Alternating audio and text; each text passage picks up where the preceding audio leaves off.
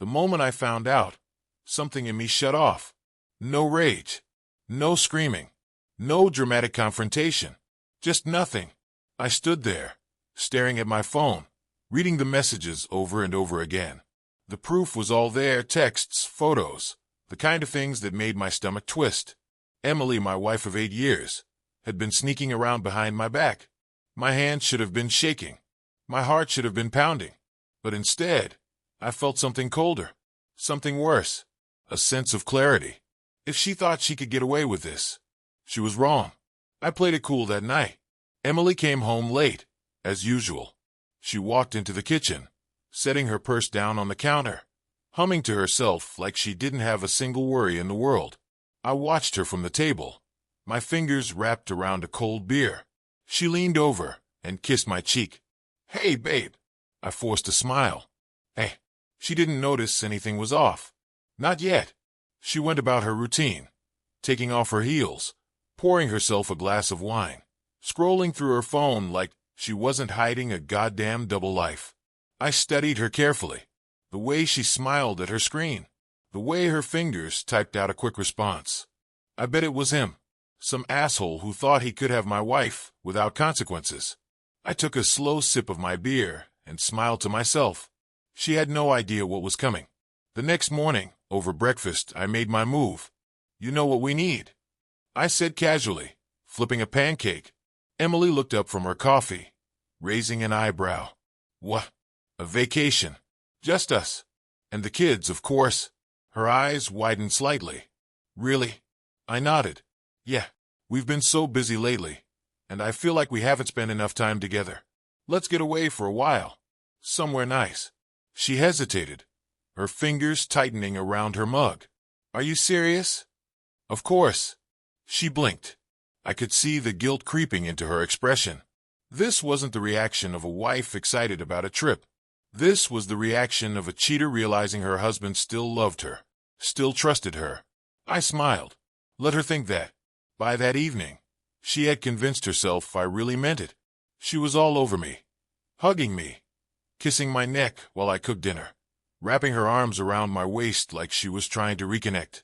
If I didn't know the truth, I might have thought she was just being affectionate. But now, I saw it for what it was. Guilt. Fear. She was trying to convince herself that this was still real, that she hadn't broken the trust between us. And I let her. I played the role of the doting husband. I told her I forgave her for being so distant. I reassured her that this trip would be good for us. She bought every word, and that was the best part, because when we got there, I was going to make sure she felt every ounce of the betrayal she put me through.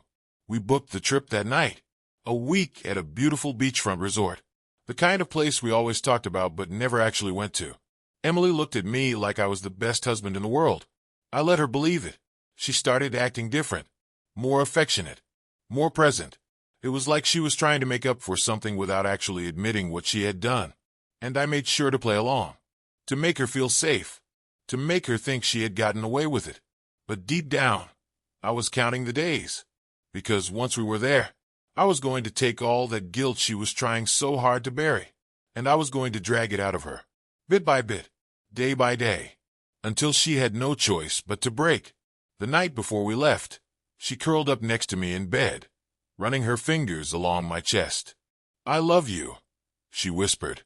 I looked down at her, stroking her hair. "I love you too." She smiled against my skin, sighing softly. I kissed the top of her head, and I whispered, "I can't wait for this trip." She had no idea. The morning of the trip, Emily woke up early, buzzing with nervous energy. I watched her move around the bedroom, packing last-minute items, triple-checking our suitcases, making sure everything was perfect. She kept glancing at me, like she was looking for reassurance. I gave it to her. I smiled. I kissed her. I held her hand while we loaded up the car. But inside I was waiting for the perfect moment, waiting for the cracks in her guilt to start showing, waiting for her to realize that I knew, because that was the best part of the plan. I wasn't going to explode. I wasn't going to confront her. No, I was going to let the weight of her own guilt crush her, subtly, quietly, like a slow, inevitable wreck. As we drove to the airport, she turned to me with a soft smile. "This is going to be a great trip," she said. I smiled back. "Yeah," I murmured. "The best." The airport was crowded, people rushing past us in every direction.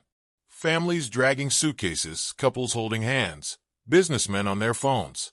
Emily clutched her boarding pass tightly, her fingers drumming against it as we moved through security. She was nervous. Not about the flight. About me.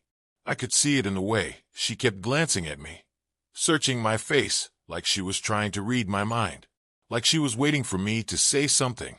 I didn't. I just smiled, and that seemed to make her more nervous. On the plane, the kids sat between us, excitedly looking through the in-flight entertainment. Emily reached for my hand. I let her take it. Her fingers felt cold. I turned to her, gave her a small smile, and squeezed her hand gently. She relaxed, just a little, but not completely. She was still waiting, still wondering if I knew. And that was exactly what I wanted. We landed in paradise. The resort was breathtaking. White sand, turquoise water, palm trees swaying in the breeze. The kind of place couples go to fall in love again. Emily's shoulders loosened a bit as we walked into our villa. She looked around, admiring the massive windows, the ocean view, the champagne waiting on the table. I wrapped my arm around her waist. "You like it?" She nodded. "It's perfect." I kissed her temple. "Good." She smiled, but there was hesitation in her eyes, because deep down, she knew she didn't deserve this. That night, after the kids fell asleep, we sat on the balcony, drinking wine. The waves crashed softly in the distance, the moon reflecting on the water. Emily sighed, leaning into me. "This is nice," she murmured. "Yeah," I said, swirling my wine. "Makes you appreciate what we have." She stilled for half a second, then nodded. "Yeah, it does." I glanced at her. "You ever think about what it would be like if one of us broke this?" She inhaled sharply. "What do you mean?" I shrugged. "Like, imagine if one of us lied, hurt the other person. Could you ever come back from that?" Emily's fingers tightened around her wine glass. "I guess it would depend," she said softly. "On what?" She swallowed. "On whether or not they were sorry." I turned to her fully now, looking her dead in the eyes. "And how would you know if they were really sorry?" Her breath hitched. She looked away. "I don't know," she whispered. I let the silence stretch between us, let the weight of the question sit in the air. Then I smiled, kissed the top of her head, and whispered, "Good thing we don't have to worry about that, huh?" Emily let out a shaky breath. She laughed, but it was forced. "Yeah, good thing." The next morning, I woke up early. Emily was still asleep beside me, curled under the blankets. Peaceful. I watched her for a moment. Then I picked up my phone and sent a text. To unknown number. "Hey, just checking in. Hope all is well." Then I set the phone down on the nightstand. And I waited. An hour later, Emily stirred. She stretched, rubbing her eyes. "Morning," she murmured. I smiled. "Morning." She kissed me, then reached for her phone. And the moment she saw the screen, her face drained of color. She stared at it for a second too long. Then, slowly, she turned her head toward me. I met her gaze, raised an eyebrow, and smiled. "Something wrong?" I asked. Emily quickly locked her phone and forced a laugh. "No, just a spam message." I tilted my head. "Weird. Who was it from?" She hesitated, then shook her head. "No one important." She was lying, and I let her. That afternoon, we took the kids to the beach. Emily was quiet. She laughed when she was supposed to, played in the sand with them, but her mind was elsewhere. She kept sneaking glances at her phone when she thought I wasn't looking. Checking. Waiting. I knew what she was thinking. What if he knows? What if he's testing me? What if I just walked into a trap? And the truth, she had. That night, after dinner, we sat in the hotel bar, sipping cocktails. Emily was tense, stirring her drink absent-mindedly. I leaned forward, smiling. "You seem distracted." She blinked. "What?" I chuckled. "I don't know. You just seem elsewhere." She let out a breathless laugh. No, I'm just tired. I nodded. Makes sense. I mean, it's not like you have anything weighing on you, right? Her lips parted slightly. Then she forced a smile. Right. I took a sip of my drink, never breaking eye contact. And for the first time, I saw it. The panic in her eyes. The slow, creeping realization that this wasn't a perfect getaway. This was something else. Something dangerous. Something she couldn't escape. That night, as we lay in bed, I wrapped my arms around her, held her close. She exhaled shakily, pressing her face into my chest. I love you, she whispered. I kissed the top of her head. I know. And then, in the quietest voice, so soft she almost didn't hear it, I whispered back, I bet he loved you too. Her entire body tensed. She froze. And just like that, the game had really begun. Emily didn't move. Not at first. I could feel her breath catch. Feel the way her body stiffened against mine. She was trying to stay calm, trying to pretend she hadn't just heard what she thought she had. But I knew she had, and I knew it was killing her. Slowly, carefully, she shifted in my arms, tilting her head up to look at me. What did you say? She whispered. I ran my fingers through her hair, soft and slow. She swallowed hard. Just now. You said something. I let out a sleepy sigh. I don't remember. Liar. She knew it. I knew it. And that was the point.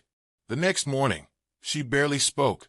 She went through the motions, getting the kids ready, eating breakfast, making small talk. But her mind was elsewhere, exactly where I wanted it to be. I let her stew in it, let her wonder. Was it an accident? Did I say it in my sleep? Had I been dreaming?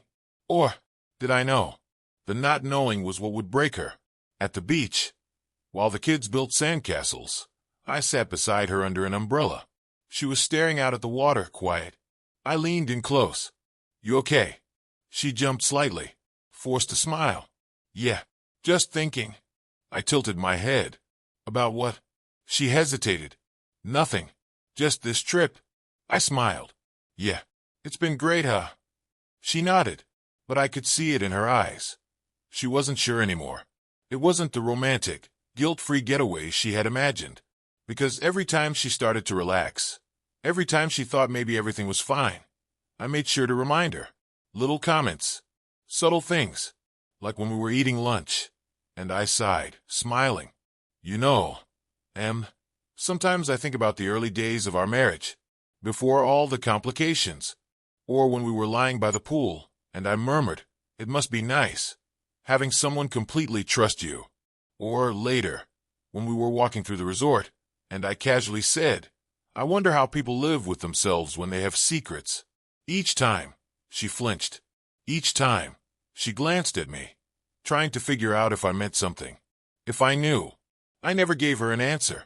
Just smiled. Just let her drown in her own guilt. That night, after the kids were asleep, we sat on the balcony, watching the waves roll in. She was sipping her wine, but I could tell she wasn't enjoying it. Her hands were trembling. Her jaw was tight. I leaned back in my chair, stretching. Hey, babe. She looked over quickly. Yeah. I smiled. Do you ever think about how people change? She blinked. What? I took a sip of my drink. Like, how you can know someone, and then one day, you realize you never really knew them at all. Her breath hitched. I guess so. I studied her, watching the way her fingers gripped the stem of her glass a little too hard. Must be exhausting, I murmured, keeping up a lie. Emily's face paled. She set her wine down. I cut her off with a yawn, stretching my arms. Well, I'm beat. Let's get some sleep. And then I walked inside, leaving her sitting there, staring at the ocean, completely falling apart. She didn't follow me for nearly an hour. And when she finally slipped into bed beside me, she didn't say a word. She just curled up, stiff and small, as far away from me as she could. I smiled in the dark. She wasn't sleeping. Neither was I. We were just waiting for her to crack. The next morning, I upped the pressure. We were at breakfast when I casually pulled out my phone and typed a message. To unknown number. Thinking about you. Can't wait to see you again. I hit send. Then I set my phone down screen up, right in front of Emily. Her entire body tensed. Her eyes flicked down to the screen. She froze.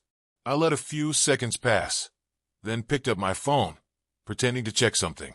I smiled, locked it, and set it back down. Then I looked at her. Something wrong? She forced a laugh. No, just checking the time. Liar. Her appetite was gone. She barely touched her food. Good. Later, as we were walking back to the villa, she reached for my hand. I let her take it. Her grip was tight. Desperate. I love you, she whispered. I squeezed her hand gently. I know. She swallowed hard. Do you? I stopped walking, turned to her, and then, with the softest, most loving voice, I said, of course, just like you love me. She flinched, and I saw it. The fear, the guilt, the realization. This trip wasn't about fixing us. This trip was a punishment, and she was trapped. That night, she tried again. She sat beside me in bed, playing with the hem of her shirt. Hey, she murmured. I looked over. Yeah. She licked her lips. I want to make sure we're okay. I tilted my head. Why wouldn't we be? She inhaled sharply. I don't know. I love you, okay? And I don't want anything to come between us. I smiled. Me neither. She let out a slow breath. Good. I just feel like, I don't know. I feel like something's off.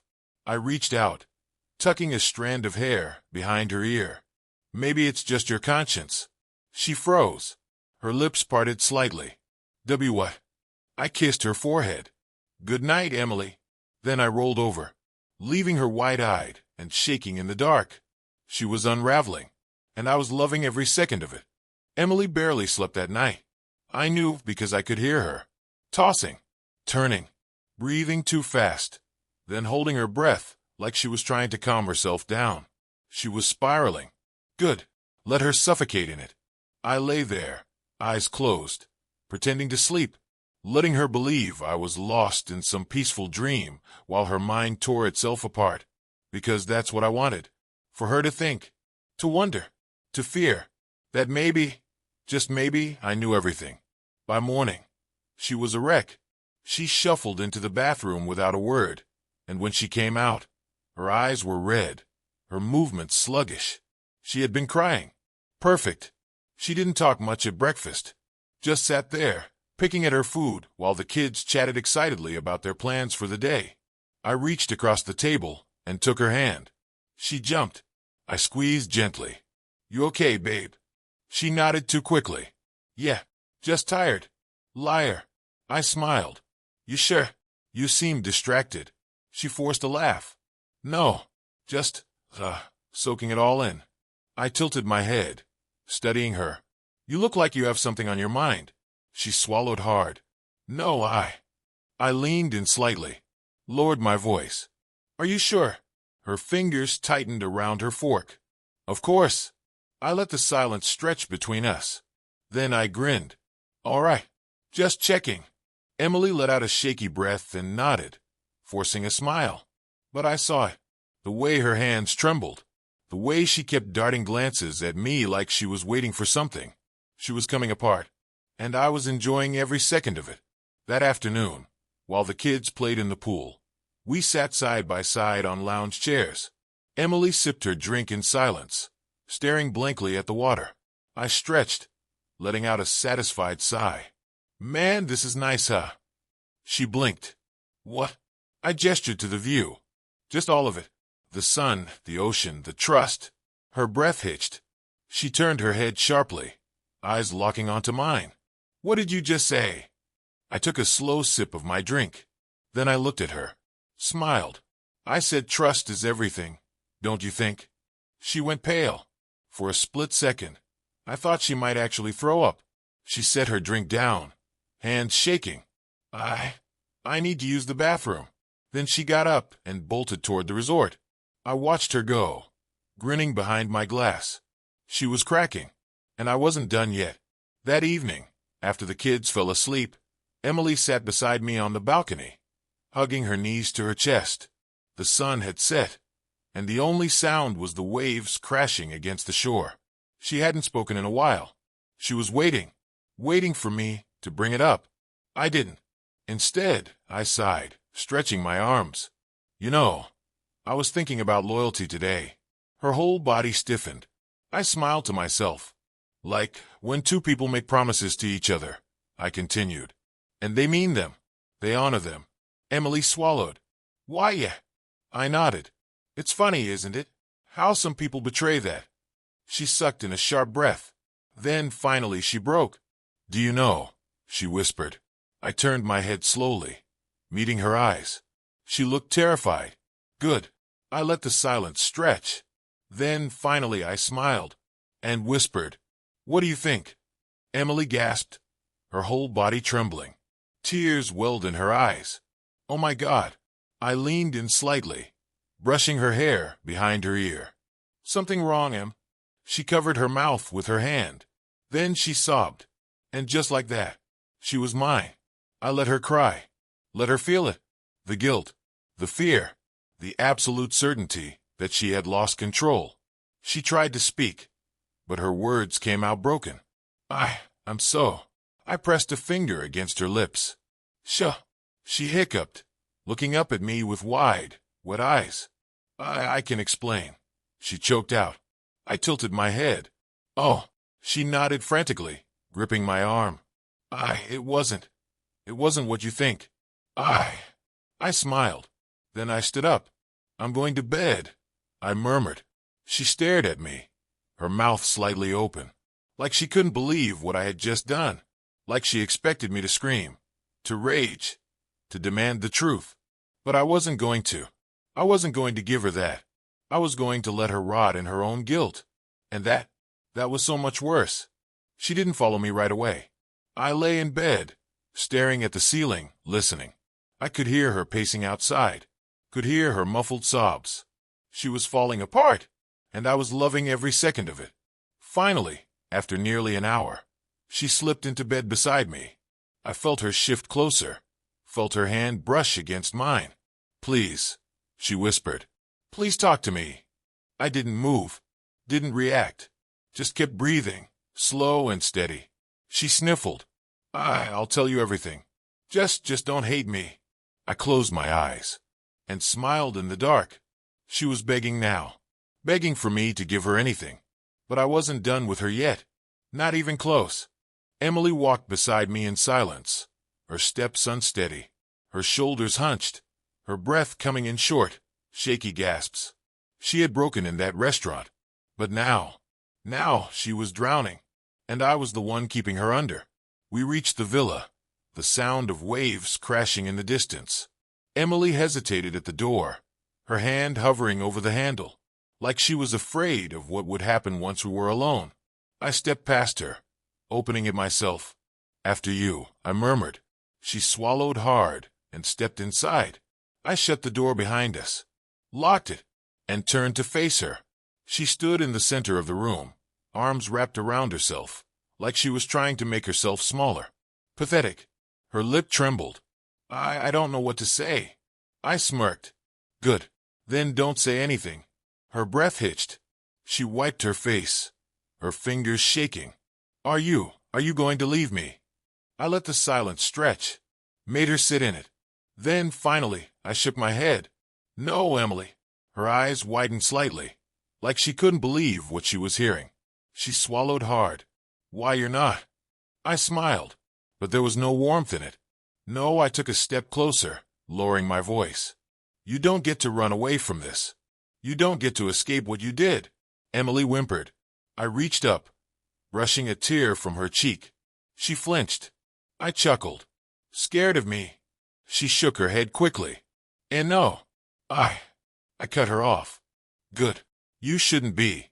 I let my fingers trail down her jaw, slow and deliberate. But you should be scared of yourself. Her breath caught. Because you did this, Emily, I whispered. You threw away our life. You destroyed our trust. Her face crumpled. I leaned in, my lips brushing her ear. And now, I murmured, now, you get to live with it. She sagged against me, sobbing into my chest. Pathetic. I didn't comfort her, didn't wrap my arms around her or whisper reassurances. I just stood there, letting her cry, letting her feel it, because this slow, suffocating guilt was worse than any punishment I could give her, and I wanted her to feel it, forever. She cried herself to sleep, curled up in a ball, her body shaking, her breath uneven. I lay beside her, staring at the ceiling, thinking, planning. The game was over. I had won, but I wasn't done playing yet, not even close. The next morning, she woke up puffy-eyed and pale. She barely spoke, barely ate. Good. I made sure to act normal. Made her wonder if things could go back to how they were. Made her hope. And then, just when she started to relax, I'd remind her. With a glance, a small comment, a smile. At breakfast, I sighed and stretched. Man, you know what's crazy? Emily flinched slightly. What? I smirked, thinking about how much I trust you. Her spoon clattered against the table. She sucked in a sharp breath, nodding quickly. All right. Later, as we walked along the beach, I casually said, it must be nice, living without secrets. Emily tripped over a rock. I laughed. She wanted me to yell. She wanted a fight, because a fight would mean an end, a release. But I didn't give her one. Instead, I made her live in the tension, made her sit in the paranoia, made her break down on her own. And that was so much worse. That night, she clung to me in bed, desperate, pathetic. Her voice was a whisper. Please, please tell me what you want me to do.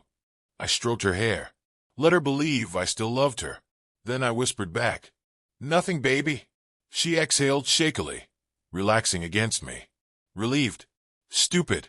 Because nothing wasn't the absence of punishment. Nothing was the punishment. Nothing meant she'd never get closure. Never know when or if I truly forgive her. Nothing meant she'd live every day wondering when the other shoe would drop. Because I wasn't leaving her. I was keeping her.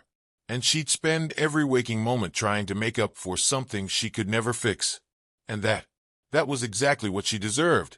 The next morning, as we packed up, Emily hesitated. She turned to me, eyes full of something I couldn't quite name.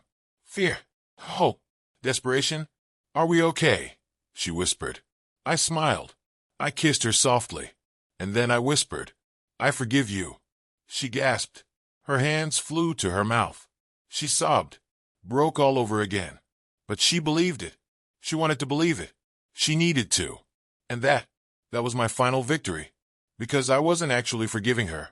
I was just making sure she owed me. Forever. We landed back home later that night. The vacation was over. But for Emily, the nightmare had just begun. The vacation was over. But Emily's punishment had just begun. I could see it in the way she carried herself as we walked through the airport. Shoulders hunched, eyes darting toward me every few seconds, like she was waiting for me to change my mind, to take back the forgiveness I had so graciously given her. She clung to my arm as we made our way through baggage claim. I love you, she whispered. I smiled. I know. She let out a shaky breath, squeezing my hand. She still thought she had a chance. Still hoped. Good. Let her. Hope was just another kind of prison. When we got home, the kids ran inside, exhausted from the trip, but still buzzing with leftover excitement. Emily and I followed, stepping into the house that suddenly felt different. For her, at least. For me, this was just the beginning. I set the suitcases down, stretching. Feels good to be home. Emily swallowed. Yeah, it does. She was watching me now, studying my face, looking for something, for warmth, for certainty, for proof that things really were okay. She wouldn't find it. Over the next few days, I made sure to be perfect. I kissed her every morning, told her I loved her every night, played with the kids, laughed at her jokes, held her hand while we grocery shopped. To anyone else, we were the same happy couple we had always been. But she knew better. She could feel it. The tension, the weight of her own guilt pressing down on her, suffocating her. She was waiting for me to break, to finally unleash my anger. But I didn't. I never would. Because this was so much worse. One evening, as we sat on the couch, Emily turned to me suddenly. Her eyes were wide, almost pleading. You really forgive me? I smiled, brushing a strand of hair behind her ear. Of course. She blinked rapidly, her breath hitching. I still don't understand. How can you not be angry? I tilted my head. Do you want me to be angry? She quickly shook her head. No, I thought you'd scream. Or leave. Or something. I leaned in, pressing my lips to her forehead. Emily, I whispered. I already told you. I love you. She let out a breathless sob, nodding. I love you too. She hugged me tight, like she needed me, like she was grateful I was still here. And that was the best part, because she wasn't free. She wasn't relieved. She was trapped, and she didn't even realize it. I made sure to remind her, in small ways, that she was never truly forgiven. Little comments, soft whispers, a casual glance at my phone, pretending I got a text from someone important, a thoughtful sigh at the dinner table, like I was reminiscing, a pause before saying, I love you back. Each time, I watched the panic flash in her eyes. Each time, I saw her remember, because I would never let her forget. Not for a second. Weeks passed, then months. And Emily? She was perfect. The perfect wife. The perfect mother. She never checked her phone without me seeing. Never went anywhere without telling me exactly where she was. She clung to me at night like I was her lifeline. Because she knew, that if I ever decided to walk away, she would lose everything. So she stayed, loved me harder, begged, in her own quiet way, for me to truly forgive her. And I never did. I never would. Because that was her punishment. Not losing me. Living with me. Living every single day knowing that I knew. That I would always know. And that no matter how much she tried to make it right, she never could. One night, as we lay in bed, she turned to me. Her voice was barely a whisper. Do you love me? I didn't answer right away. I let the silence stretch. Made her feel it. Then finally I smiled. And whispered. Of course. She let out a shaky breath. Clung to me like I was the only thing keeping her from falling apart. And I held her back. Not because I loved her. Not because I had forgiven her. But because she was mine. And she always would be. Because I had won. Forever.